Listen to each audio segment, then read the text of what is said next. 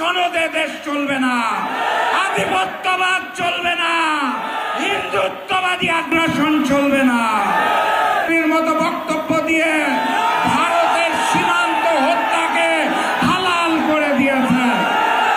সংগ্রামী সাথী এবং বন্ধুগণ, আজকের যে প্রধান অতিথি এখানে বসা, তার এলাকা খুলনায় মসজিদে ঢুকে গুলি করা হয়েছে।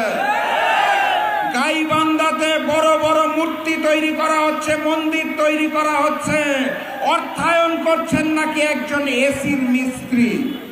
এগুলো কোনো বিচ্ছিন্ন ঘটনা নয়।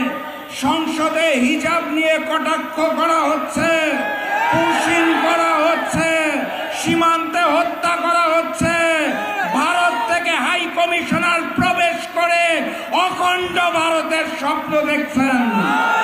বিএনপি বলেছিল মদিনা সনদে দেশ চালাবে, মনে আছে? ক্ষমতায় এসে মদিনার নাকে কেটে মদিনার জায়গা